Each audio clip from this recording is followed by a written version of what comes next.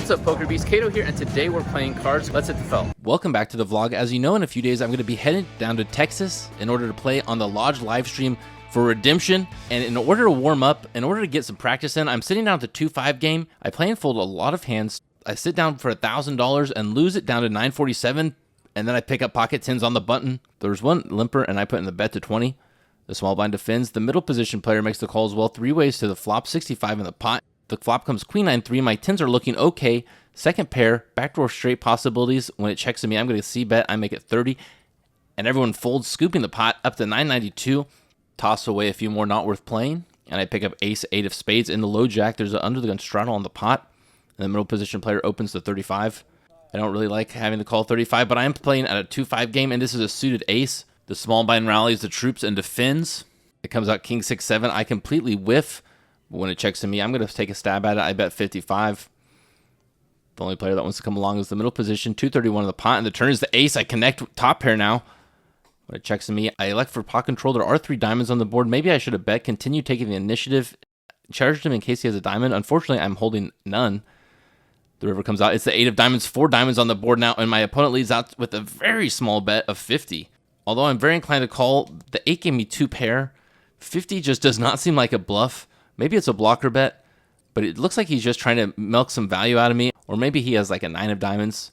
I decide I'm just going to make the fold, although I'm getting great odds. Let me know what you guys think about that fold. Surely I wasn't winning, right? I send a few hands to their cycle bend, and the next hand I pick up is ace-king in the small blind, 902 on my stack.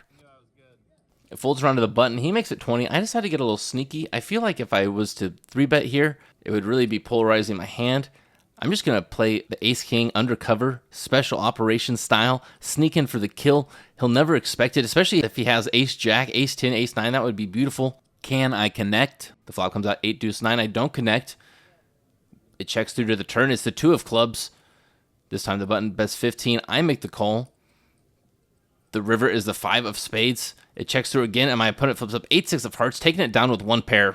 This video took me about 6 hours to edit. It only takes a millisecond to drop a like. It really helps the channel. Thank you so much. Let's get back to the action. 850 my stack, and I pick up ace-5 of diamonds in the big blind. I love these suited ace-high wheel draws. The hijack limps. The cutoff bet's 20. The button makes the call. I'm going to put in my first 3-bet of the session, show a little bit of aggression, show that I'm here to play, not afraid to mix it up a little bit. I got to do it here. If I'm going to be doing it in Texas, I make it 80.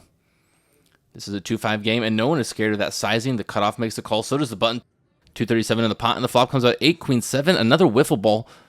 It checks through, and the turn is the 10 of clubs. This time the cutoff leads out for 210. I have to muck and make the fold. My stack is at 770. I've lost 25% of my starting stack. And I pick up jack 9 of spades in the small blind. The cutoff bet's 15. The button calls. I'm just going to make the call.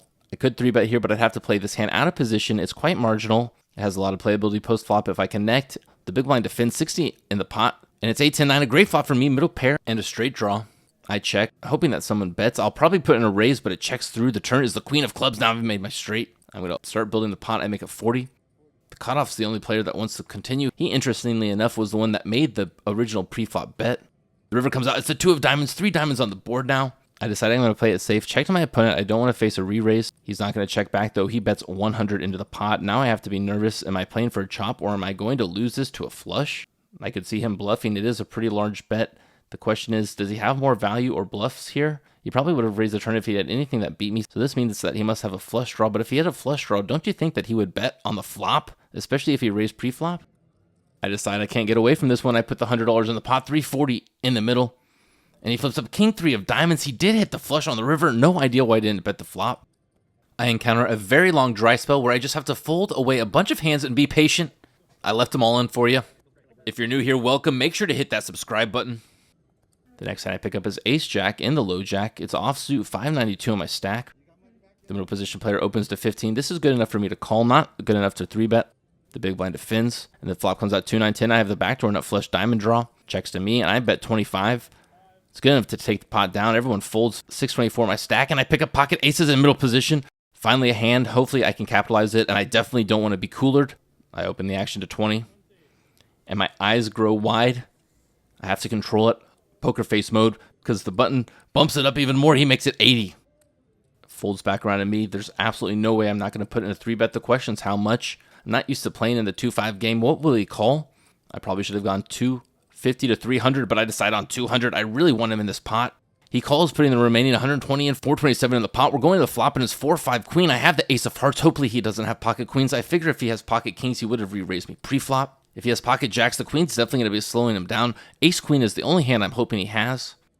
I could get tricky. I could check it, but there's already $427 in the pot. There's no way I'm going to do that. I'm going to downsize my bet a little bit. Try to keep him in with ace, king, and jacks. I make it 150. Unfortunately or fortunately, never get greedy. This is definitely fortunately. He decides to fold. I'm scooping a pot, finally headed back in the right direction. 831 in my stack, and I pick up pocket tens under the gun. First to act, I open up to 20. The only players that want to play are the blinds. They both defend 60 in the pot.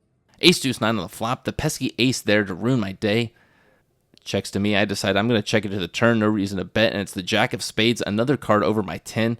Time to wave the white flag and abandon ship. The small blind bets 25, and I toss my tens away. This is definitely great practice for the big game coming up. My stack's been going up and down. I need to work very hard to book a win this session. And I pick up ace jack of diamonds in the cutoff, 776 my stack. The hijack opens it to 20. This is definitely a hand that I could put it in a 3-bet with, but I'd rather just call, see the flop, chase some diamonds. The small blind wants a 3-bet. He makes it 85. Always scary when a blind decides his hand is good enough to 3-bet. Usually aren't doing it with air.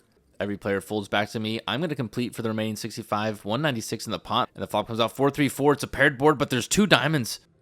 I have to tread carefully, or maybe not. The small blind rips his whole stack in, 235. Not much to call at all. There's no way I'm getting away from this. I make the call. He tells me he has ace king. We do a little business, decide to run it twice. The first board comes the 4 of spades, and the 2 of hearts. He's taken the first one. And then the second board comes the 8 of diamonds. I hit my flush. And the ace of clubs, I'm scooping the second board. We're chopping the pot up. A lot of excitement. A lot of high blood pressure for no reason. 789 in my stack, and I pick up pocket jacks in the big blind. The middle position player opens to 15. The button juices it up to 45, and then the small blind comes over the top for 150. My jacks are starting to not look so hot. Who knows what the first 2 raisers have. I'm definitely think that I'm beat by the 3rd raiser. I decide I'm just going to kick this one away. I'm looking for jack and a jack only in the flop. Turns out that the small blind had ace king and he spiked his ace on the flop. I would have lost the hand. I go through another fold montage. I notice my fold montages seem to be a lot more frequent when I'm playing 2-5. It's because I'm playing tighter. The next hand I pick up is ace king offsuit in the small blind, 8-10 in my stack. The cutoff bet's 20. I'm going to put in a 3-bet this time. I make it 80. The cutoff wants to tango. He makes the call, 167 in the pot.